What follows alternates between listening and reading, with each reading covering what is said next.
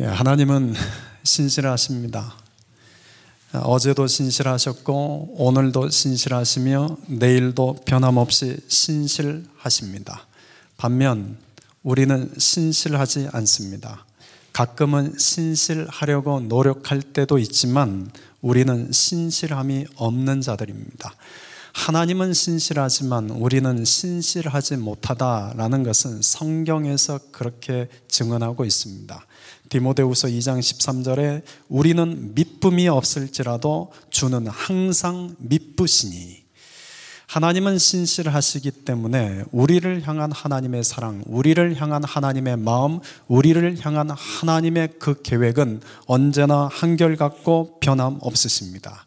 그러나 우리는 신실하지 못하기 때문에 하나님을 향한 우리의 사랑은 쉽게 흔들립니다. 하나님을 향한 우리의 마음은 늘 언제나 일정하지 않습니다. 하나님을 향한 우리의 작정 역시도 너무나도 쉽게 잊어버립니다. 우리는 미쁨이 없습니다. 우리는 신실하지 않습니다. 우리 주변을 돌아봤을 때 참 이 사람은 신실한 사람이야 라고 인정할 만한 사람이 그리 많지 않습니다. 우리는 신실하지 않는 자들이기에 어쩌면 사람에게 신실함을 기대한다는 것은 우리의 욕심일지 모릅니다. 그러나 하나님은 항상 미쁘십니다. 하나님은 신실하십니다. 그래서 우리는 하나님의 신실함을 믿고 하나님의 신실함을 기대할 수 있습니다. 주인과 종이 있습니다. 주인은 종에게 신실함을 기대하고 요구할 수 있습니다. 그러나 종은 주인에게 신실함을 요구할 수 없습니다. 주인은 종에게 신실함을 요구할 수 있는 존재이지만 종은 주인에게 신실함을 요구할 수 없는 존재이기 때문에 그렇습니다. 주인과 종의 관계가 그러할진데 창조주와 피조물의 관계는 어떻겠습니까? 우리의 주인이신 창조주 하나님은 피조물인 우리들에게 신실함을 요구하실 수 있습니다. 그러나 우리는 창조주이신 하나님에게 신실함을 요구할 수 없습니다. 그럼에도 불구하고 하나님은 우리에게 항상 신실하십니다. 때로는 피조물인 우리가 하나님에 대해서 신실하지 아니한다 할지라도 주님은 우리를 향한 그분의 신실함을 거두신 적이 없습니다. 하나님은 신실한 하나님이시기 때문입니다. 하나님의 이 신실함이라는 속성은 많은 믿음의 선조들이 하나님을 믿고 삶 속에서 하나님을 경험함을 통해서 하나님은 신실한 분이다라는 것을 깨닫게 되었습니다. 결코 하나님은 단 한 번도 스스로 나는 신실한 하나님이다 라고 말씀하신 적이 없습니다. 굳이 말씀하지 않으셔도 하나님은 신실한 분이시기 때문에 우리가 하나님을 믿고 살아가면, 하나님을 경험하면 우리는 하나님의 신실함을 경험하게 됩니다. 우리가 하나님으로부터 경험하게 되는 하나님의 신실함은 크게 세 가지 부분에서 경험하게 됩니다. 첫째, 하나님은 말씀하신 것에 대해서 신실하십니다. 하나님에게는 일하시는 패턴이 있습니다. 하나님은 어떤 일을 행하시기 전에 언제나 먼저 말씀부터 하십니다. 그리고 그 말씀하신 대로 이루십니다. 말씀하지 않으신 것을 먼저 행하시는 적이 없습니다. 하나님은 언제나 먼저 말씀하시고 우리에게 먼저 약속하시고 먼저 언약을 맺으신 다음에 약속하신 그 말씀, 언약하신 그 말씀을 신실하게 이루어 가십니다. 우리가 성경을 구약 또 신약이라고 명칭하는 것도 그와 같은 이유입니다. 구약은 이전의 약속, 신약은 새로운 약속. 하나님은 우리에게 먼저 약속의 말씀을 주시고 그 약속하신 말씀대로 지금까지 이루셨고 지금도 이루어가고 계십니다. 민수기 23장 19절에 하나님에 대해서 이렇게 증언하고 있습니다. 하나님은 사람이 아니시니 거짓말을 하지 않으시고 인생이 아니시니 후회가 없으시도다. 어찌 그 말씀하신 바를 행하지 않으시며 하신 말씀을 실행하지 않으시랴. 사람은 신실하지 않아서 거짓말도 잘합니다. 자신이 말한 것을 후회도 잘합니다. 말한 대로 행하지 않을 때 많습니다.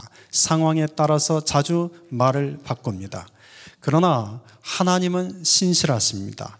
하나님은 결코 거짓말하지 모르시는 분이시며 하신 말씀에 대해서 결코 후회하지 않는 분이십니다. 상황에 따라 말을 바꾸시는 법이 없고 하신 말씀은 반드시 실행하시는 신실하신 하나님이십니다. 그래서 많은 믿음의 선조들이 눈에 보이지 않는 하나님을 따라갈 때 눈에 보이지 않으나 들려오는 하나님의 말씀을 믿고 말씀을 따라 살았습니다. 믿음의 조상 아브라함도 편히 정착하여 살던 하란 땅을 떠나 가나안 땅으로 가게 된 것은 하나님의 말씀을 붙잡고 따라갔기 때문입니다. 하나님은 눈에 보이지 않으시지만 신실하신 하나님이 하신 그 말씀을 붙잡고 그 말씀을 따라가면 하나님께서 말씀하신 대로 이루실 것이라는 것을 믿었기 때문입니다. 모세는 하나님의 말씀에 따라 이스라엘을 출애굽시켰습니다.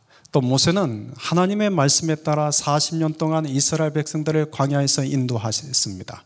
그런데 40년 광야 생활이 다 끝나갈 때쯤 모세가 이제 인생의 마지막 퇴장을 앞둔 시점에 그는 이스라엘 백성들을 모압 평야 앞에 모두 다 모아놨습니다. 그리고 그들에게 모세가 일생 경험한 그 하나님에 대해서 설교를 하기 시작합니다. 그 내용의 신명기서입니다. 그 신명기 7장 9절에 그는 하나님에 대해서 이렇게 가르쳐 줍니다. 그런즉 너는 알라 오직 내 하나님 여호와는 하나님이시요 신실하신 하나님이시라. 그를 사랑하고 그의 계명을 지키는 자에게는 천대까지 그의 언약을 이행하시며 인애를 베푸시되. 모세가 삶 속에 경험한 하나님도 신실한 하나님이었습니다. 하나님은 말씀하신 대로 이루시는 신실한 하나님이라는 것을 그는 삶 속을 통해서 경험했고 깨달았습니다. 그래서 인생의 마지막 순간에 많은 사람들 앞에서 모세가 이렇게 간절한 마음으로 이야기하는 겁니다. 그런즉 너희는 적어도 이 하나를 알아라. 하나님은 신실한 하나님이시다. 그를 사랑하고 그의 계명을 지키는 자는, 그의 말씀을 붙드는 자, 그의 말씀을 믿고 따르는 자는 하나님께서 천대까지 그 말씀을 이행하신다. 천대까지 그 말씀을 이루신다. 이유는 하나님은 신실한 하나님이시기 때문입니다. 솔로몬도 이 하나님의 신실함을 경험했습니다. 그는 하나님을 향해 이렇게 찬송했습니다. 열왕기상 8장 56절을 보면 여호와를 찬송할지로다 그가 말씀하신 대로 주셨으니 그정 모세를 통하여 물은 말씀하신 그 모든 좋은 약속이 하나도 이루어지지 아니함이 없도다. 하나님은 약속하신 말씀이 단 하나도 이루어지지 아니함이 없도다. 솔로몬이 경험한 신실한 하나님이십니다. 그런데 여러분, 하나님은 우리에게 말씀하신 대로 신실하게 이루시는 분이 맞지만 하나님의 그 말씀이 우리 삶 속에 이루어지기까지 그 과정에서 하나님이 우리에게 요구하시는 것들이 있습니다. 그것은 믿음, 순종, 인내입니다. 하나님은 우리에게 믿음, 순종, 인내를 요구하시고 그를 통해서 하나님이 약속하신 말씀을 하나님이 신실하게 이루십니다. 가나안 땅에 들어간 이스라엘 백성들이 처음 만난 것은 여리고입니다. 우리가 잘 아는 것처럼 여리고성 앞에서 하나님이 이스라엘 백성들에게 명령 말씀을 하십니다. 하루에 한 바퀴씩 6일을 돌아라. 그리고 마지막 날 7번째 날에는 7바퀴를 돌아라. 도는 동안에는 입을 다물고 아무 소리도 내지 마라. 그리고 마지막 날 마지막 바퀴 돈 다음에 성을 향하여 크게 함성을 질러라. 그리하면 여리고 성이 무너져 내릴 것이다. 이스라엘 백성들이 하나님의 말씀을 믿고 순종하여 여리고 성을 돌기 시작합니다. 하루, 이틀, 3일, 6일을 돌았습니다. 마지막 날 또 돌기 시작합니다. 한 바퀴, 두 바퀴, 세 바퀴, 6바퀴를 돌았습니다. 마지막 한 바퀴 남았습니다. 그런데도 하나님의 말씀을 믿고 순종하여 마지막 7일 날 6번째 바퀴까지 순종하여 돌았는데 여리고 성은 조금도 무너질 징조조차 보이지 않습니다. 그럼에도 불구하고 이스라엘 백성들은 끝까지 인내하며 마지막 바퀴를 돌았습니다. 그랬더니 약속하신 말씀대로 여리고성이 무너져 내렸습니다. 그런데 만일 이스라엘 백성들이 6번째 바퀴를 돌고 난 뒤에 여전히 무너져 내릴 징조조차 보이지 않는 여리고성을 바라보며 그 자리에서 멈춰버렸다면 여러분, 여리고성은 무너졌을까요? 안 무너졌을까요? 안 무너졌겠죠. 그러면 또 다시 어떻게 해야 됐을까요?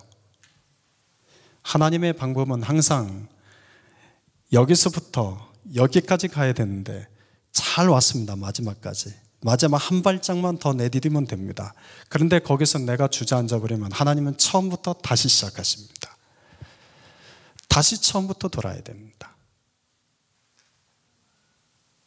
그래서 하나님의 말씀이 우리의 삶 가운데 이루어질 때 필요한 것은 믿음과 순종 그리고 인내하는 것입니다. 믿음 좋은 사람 옆에 있다고 해서 내가 저절로 믿음 좋은 사람 될까요? 안 될까요? 안 되죠. 기도응답 많이 받는 사람 옆에 있다고 해서 나도 기도응답 저절로 받을까요? 안 받을까요? 말씀이 이루어지는 사람 옆에 있다고 해서 저절로 말씀이 내 삶에 이루어질까요? 안 이루어질까요? 안 이루어집니다. 우리는 먼저 하나님의 말씀을 들어야 됩니다. 그리고 들은 말씀을 믿어야 됩니다. 그리고 들은 그 말씀을 순종해야 됩니다. 그리고 들은 말씀을 인내해야 됩니다. 그럴 때 하나님이 그 말씀하신 대로 이루십니다. 하나님은 신실하신 하나님이시기 때문입니다. 두 번째, 하나님은 영혼 구원하는 일에 대해서 신실하십니다. 하나님의 마음은 우리를 구원하시는 데 있습니다. 에스겔을 통하여 하나님의 그 마음을 이렇게 드러냈습니다. 에스겔서 33장 11절, 너는 그들에게 말하라. 주 여호와의 말씀이니라. 나의 삶을 두고 맹세하노니 나는 악인이 죽는 것을 기뻐하지 아니하고 악인이 그의 길에서 돌이켜 떠나 사는 것을 기뻐하노라. 예수님도 이 하나님과 동일한 마음을 고백하셨습니다. 요한복음 6장 39절 40절을 보면 나를 보내신 이의 뜻은 내게 주신 자 중에 내가 하나도 잃어버리지 아니하고 마지막 날에 다시 살리는 이것이니라.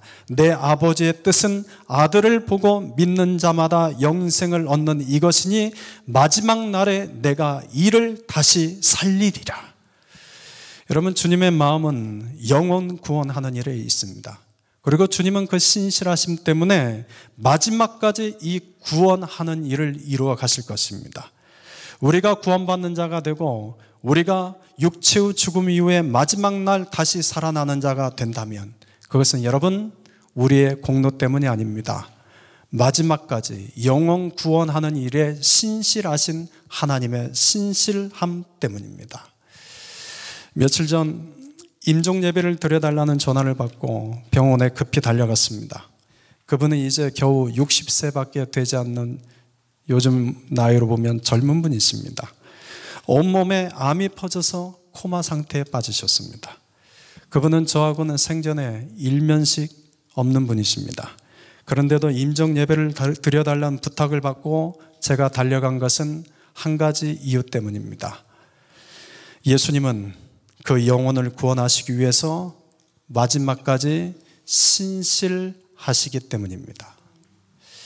하나님은 영혼 구원에 대한 하나님의 신실하심 때문에 죄로부터 주님께로 돌이키는 영혼은 누구나 그 죄를 사해 주십니다. 요한일서 1장 9절, 만일 우리가 우리 죄를 자백하면 그는 미쁘시고 의로우사 우리 죄를 사하시며 우리를 모든 불의에서 깨끗하게 하실 것이요.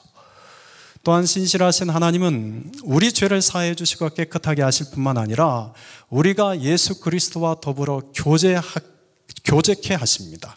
고린도전서 1장 9절, 너희를 불러 그의 아들 예수 그리스도 우리 주와 더불어 교제하게 하시는 하나님은 미쁘시도다. 우리는 감히 거룩하신 하나님 앞에 서 있을 수 없는 자들입니다. 그럼에도 불구하고 우리가 주님 앞에 나아갈 때 주님은 우리의 더럽고 추한 허물, 죄를 결코 드러내지 않으십니다. 우리가 주님을 예배할 수 있게 하고 우리가 주님을 기도하게 하고 우리가 주님을 찬양하게 합니다. 또한 더불어 그리스도 예수와 더불어 교제를 나누게 하십니다. 그 이유는 오직 주님의 신실하심 때문입니다. 결코 우리가 신실하기 때문에 주님 앞에 나아가 예배자가 되는 것은 아닙니다. 오늘 우리가 이 자리에 모여서 예배 드리는 것도 주님의 신실하심 때문이지 결코 우리의 신실함 때문은 아닙니다. 하나님이 영혼 구원에 신실하신 것처럼 여러분 우리도 영혼 구원하는 일에 있어서는 마지막까지 신실한 자가 되어야 합니다. 우리 가족 중에 영혼 구원에 필요한 자들을 향한 기도는 단 하루도 멈춰서는 안 될 겁니다. 다시 우리는 마지막까지 그 영혼 구원을 위해서 우리 주님의 신실하신 것처럼 우리도 그 영혼이 구원받을 때까지 신실한 자가 되어야 할 겁니다. 사람이 코마 상태에 빠져 있다고 해서 사람의 소리를 듣지 못하는 것이 아닙니다. 사람이 코마 상태에 빠지면 의식은 없고 또 몸은 반응을 보이지 않지만 그 영혼은 코끝에 호흡이 끊어질 때까지 그 몸과 함께 있습니다. 그러므로 코마 상태에 빠져 있는 그 사람에게 우리가 가서 해야 될 것은 마지막까지 복음을 전하는 겁니다. 그때는 가족을 위로해서는 안 됩니다. 죽은 다음에는 가족을 위해서 이루어야 되지만 임종을 앞둔 상황이 있을 때는 그게 코마 상태에 있다 할지라도 그 영혼을 위해서 복음을 전해야 됩니다. 그리고 그 영혼이 마지막까지 천국 들어갈 수 있도록 기도해야 됩니다. 왜냐하면 주님은 영혼 구원하는 일에 있어서 신실하신 분이요 우리에게 원하시는 것도 이 신실함이기 때문입니다. 세 번째, 하나님은 우리 삶에 대해서 신실하십니다. 사람이 인생을 일컬어서 고난의 바다라고 이야기합니다. 그만큼 우리 인생은 고난의 연속입니다. 가난한 사람만 고난이 있는 것이 아니라 부자도 고난이 있습니다. 병든 사람만 고난이 있는 것이 아니라 건강한 사람도 고난이 있습니다. 일이 하는 일마다 잘 안 되고 막히는 사람만 고난이 있는 것이 아니라 일이 잘 되는 사람도 고난이 있습니다. 불행해 보이는 가정에만 고난이 있는 것이 아니라 행복해 보이는 가정에도 고난이 있습니다. 왜냐하면 고난 없는 인생, 고난 없는 삶, 고난 없는 가정은 이 땅에 없기 때문입니다. 사람들은 고난 없는 형통의 복을 소망합니다. 종교를 믿고 또 교회를 다니는 이유가 고난 없는 형통의 복을 받고 싶어 합니다. 그런데 여러분의 그 기대를 깨트려서 좀 죄송하지만 고난 없는 형통의 복은 없습니다. 결코 고난 없는 형통의 복은 없습니다. 요셉은 하나님이 함께 하셔서 형통한 자라고 별명이 붙여졌습니다. 그런 요셉도 고난이 비껴나가지 않았습니다. 늘 요셉의 삶은 고난의 삶이었습니다. 그럼에도 불구하고 요셉을 일컬어서 형통케 하는 자, 하나님의 형통케 하신 자라고 불렀던 이유는 고난이 그에게 찾아오지 않아서가 아니라 고난 속에서도 그 고난을 이기게 하셨기 때문에 그를 형통한 자라고 말씀하신 겁니다. 성경적 형통이란 고난 없는 자가 아니라 성경적 형통이란 고난 속에서도 그 고난을 이기게 하시기 때문에 그걸 성경적 형통이라고 이야기하는 겁니다. 여러분, 예수 믿으면 우리는 형통한 자가 될까요? 안 될까요? 예수님 믿으면 우리는 형통하는 자가 됩니다. 그러면 예수 믿는다고 해서 고난이 없어질까요? 없어지지 않을까요? 없어지지 않습니다. 두려울 일, 염려스러울 일, 걱정스러울 일, 고통, 아픔은 여전히 다가옵니다. 때로는 우리가 예수님을 믿는 것 때문에 더 고난 가운데 처할 수 있습니다. 우리가 예수님을 믿는 것 때문에 더 고통 가운데 처할 수 있습니다. 예수님을 믿는 것 때문에 오히려 더 염려스럽고 걱정스러워할 수 있습니다.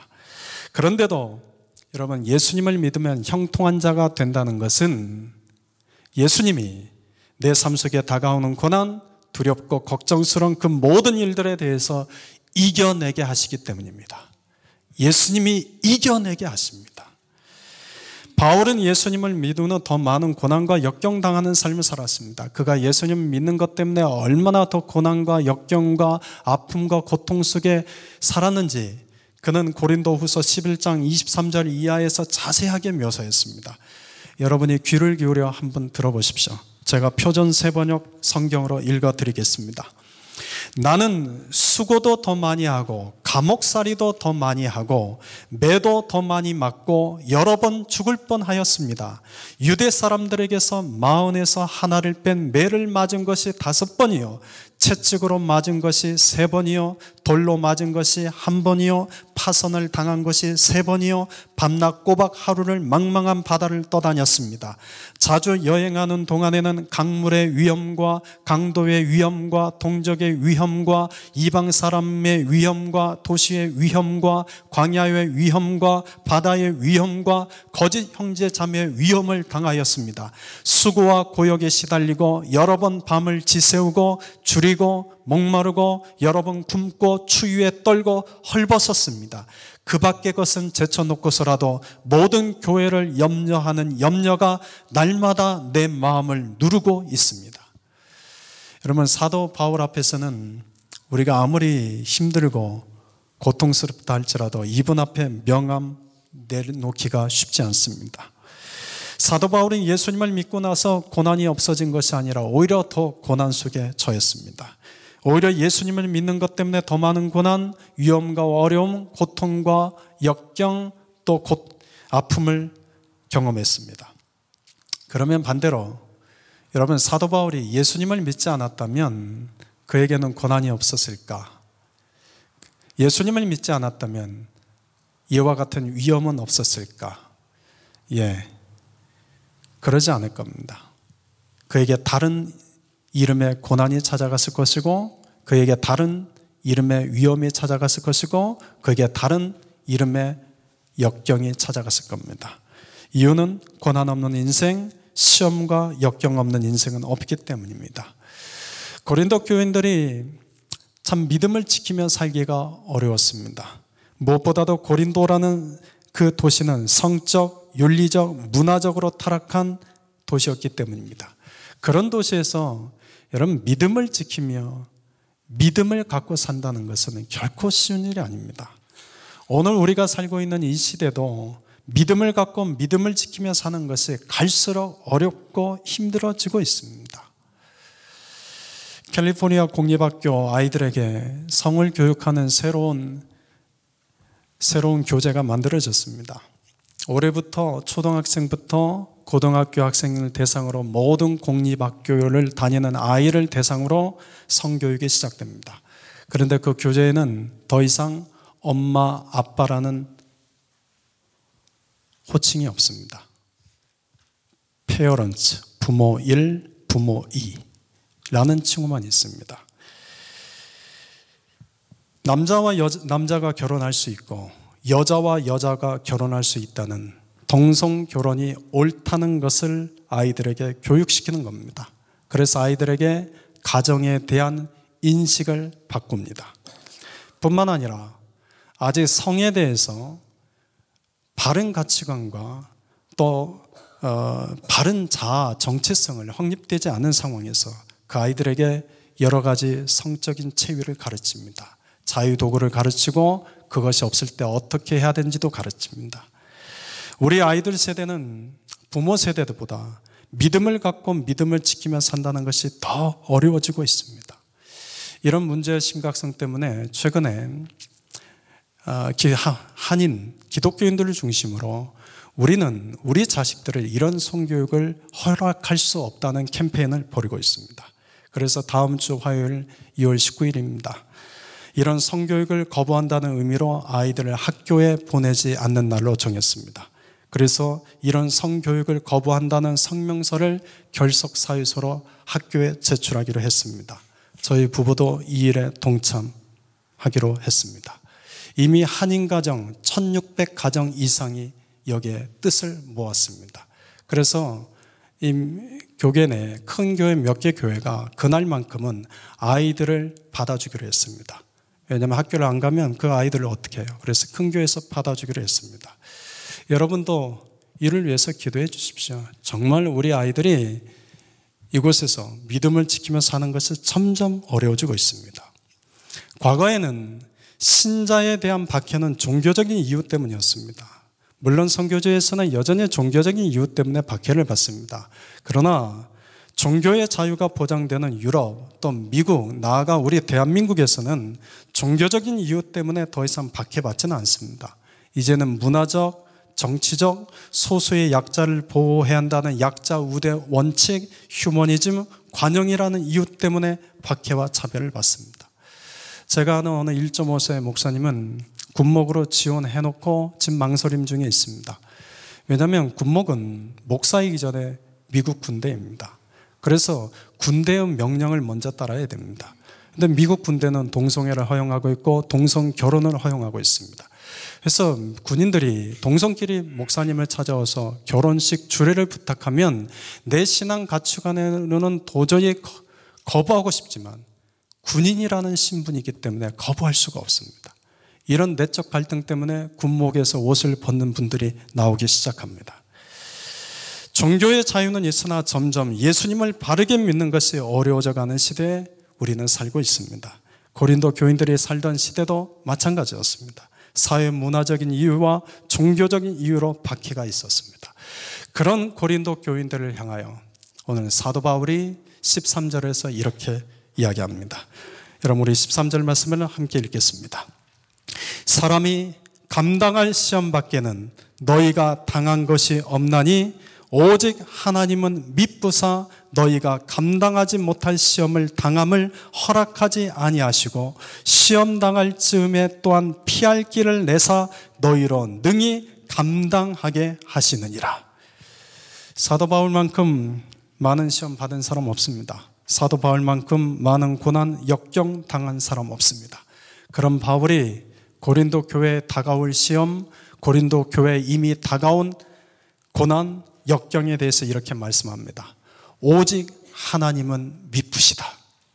오직 하나님은 신실하시다. 여러분, 고난과 아픔 속에 있는 사람 앞에서 하나님은 신실하시다라고 이 말하는 것이 결코 쉽지 않습니다. 형통한 사람 앞에서는 하나님은 신실하십니다라고 말하는 것은 쉽지만 내가 지금 너무나 힘들어하고 내가 너무나 아파하고 내가 너무나 고통 가운데 있는데 나한테 와서 하나님은 신실하십니다, 이 말하는 것 결코 쉽지 않습니다. 그런데 사도 바울이 이 말합니다. 하나님은 신실하시다. 하나님은 신실하시기 때문에 감당할 시험만 당하도록 허락하신다. 하나님은 신실하시기 때문에 시험 당할 때 피할 길도 함께 주셔서 그 시험을 능히 감당하게 하신다. 그러면 우리 삶의 가장 중요한 요소는 내 삶이 편안하든 편하지 않든, 내 삶이 고난이든 고난이 없든 내 삶의 중요한 요소는 하나님은 신실하시다라는 것입니다. 하나님은 신실하십니다. 맥스 루케이도 목사님이 이런 말을 했습니다. 하나님의 신실하심은 그분 자녀들의 신실함에 달려있지 않습니다. 우리가 신실하지 않을 때도 하나님은 늘 신실하십니다. 하나님은 사람들의 연약함에도 불구하고 그들을 통해 역사를 만들어 오셨습니다. 여러분, 전적으로 맞는 말입니다. 우리의 신실함, 우리의 헌신, 우리의 수고, 우리의 피땀 흘림을 통해서 역사가 흘러온 것처럼 보이지만 하나님의 신실하심 때문에, 때로는 우리가 신실하지 않음에도 불구하고 하나님의 신실하심 때문에 하나님이 오늘까지 이 역사를 만들어 오신 겁니다. 저와 여러분의 인생도, 또 저와 여러분의 가정도, 우리가 일하고 있는 일터도, 우리 교회도 하나님의 신실하심 때문에 여기까지 온 겁니다. 우리가 지금까지 지내온 것, 우리가 살아온 것, 우리가 견뎌온 것, 전적인 하나님의 신실하심 때문입니다. 그래서 우리는 에가서 3장 23절 말씀처럼 이것들이 아침마다 새로우니 주의 성실하심이 크시도소이다. 이것들이 아침마다 새로우니 주의 성실하심이 크시도소이다. 우리는 매일매일 주님을 찬양할 수밖에 없습니다. 개척한 후 새벽마다, 주일마다 설교를 준비하고 설교할 때마다 느끼는 것은 내가 얼마나 부족한 사람인가, 내가 얼마나 은혜 없는 사람인가, 내가 얼마나 무지하고 무능한 사람인가, 내가 얼마나 설교할 자격이 되지 못하는 사람인가 라는 생각을 할 때가 있습니다. 때로는 내가 목회를 안 하는 것이, 때로는 내가 설교를 안 하는 것이 오히려 주님을 위해서나 성도들을 위해서나 더 나은 것이 아닐까라는 마음으로 괴로워할 때도 있습니다. 누가 제 이런 마음을 알고 누가 다 이해할 수 있겠습니까? 그럴 때 새벽마다 주님 앞에 나아가 무릎을 꿇습니다. 새벽마다 주님 십자가 앞에서 무릎을 꿇는 그 시간만큼은 적어도 저에게는 제 인생의 피난처입니다. 그러면 다시 힘주시고 은혜 주셔서 그 다음날 또 이 자리에 서 있게 하십니다. 여러분, 제 신실함 때문에 이 자리에 서 있지 않습니다. 오직 하나님의 신실하심 때문에 저는 오늘도 이 자리에 서 있습니다. 하나님의 그 신실하심 때문에 여러분도 오늘 이 자리에 앉아 있는 것입니다. 그리고 이 하나님의 신실하심 때문에 내일 아침이면 저는 또 이 자리에 서 있게 될 겁니다. 또 하나님의 그 신실하심 때문에 여러분이면 내일 또다시 하루를 시작하게 될 것입니다.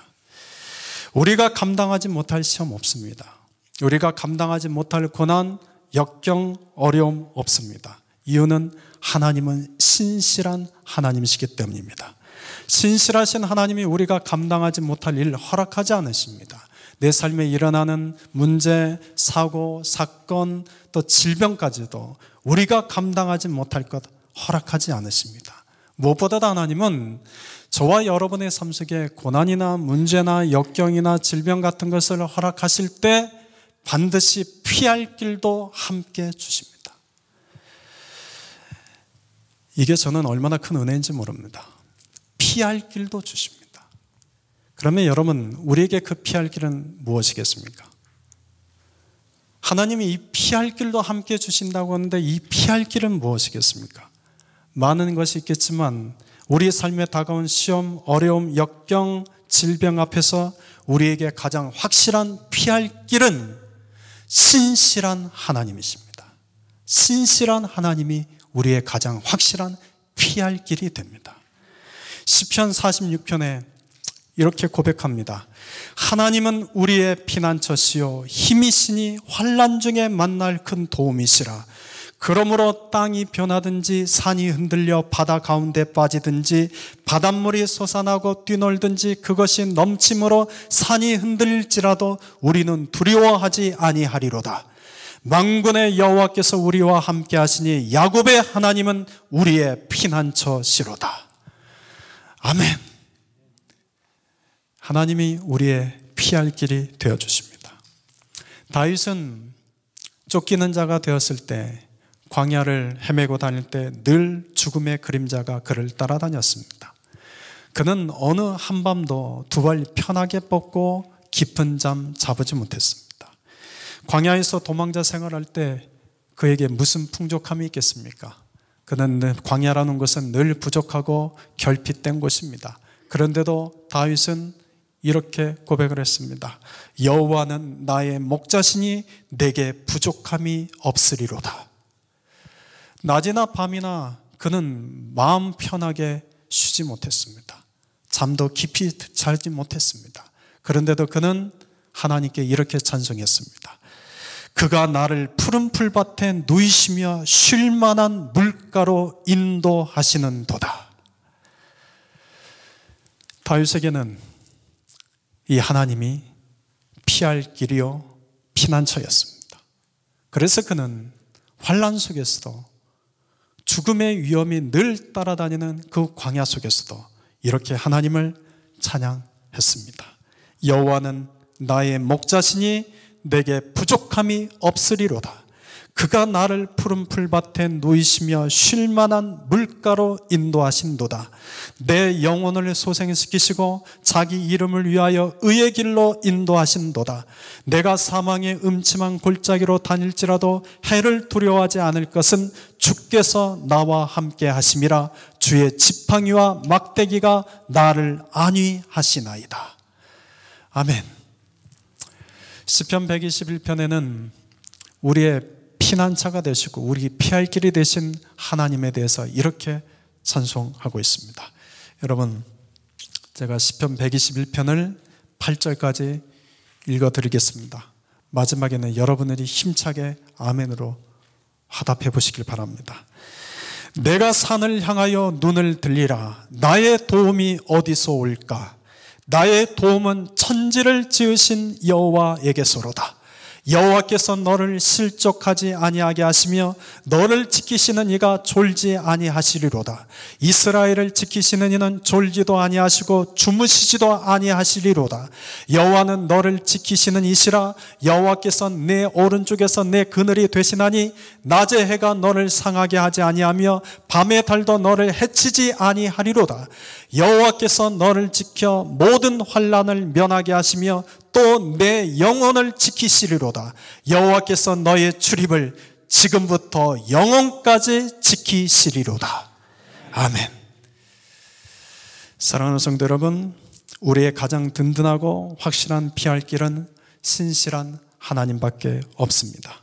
그러므로 내 삶이 어렵고 힘들수록, 시험이 크고 고난이 깊을수록, 고통과 아픔이 클수록 더욱 신실하신 하나님께 나아가십시오. 그리고 그 하나님께 겸손히 무릎 꿇어 기도하십시오. 아무것도 염려하지 말고 다만 모든 일에 기도와 간구로 너희 구할 것을 감사함으로 하나님께 아뢰라. 그리하면 모든 지각에 뛰어난 하나님의 평강이 그리스도 예수 안에서 너희 마음과 생각을 지키시리라. 아멘. 하나님은 신실하십니다. 우리가 감당할 수 있는 만큼만 허락하십니다. 무엇보다도 시험과 함께 피할 길을 주십니다. 신실하신 하나님이 그 피할 길이 되어 주십니다. 사랑하는 성도 여러분, 저와 여러분 끝까지 이 신실한 하나님 한 분만 붙잡고 믿고 의지하며 고난의 바다와 같은 이 인생의 길을 승리하며 걸어가 봅시다. 함께 걸어갑시다. 기도하겠습니다.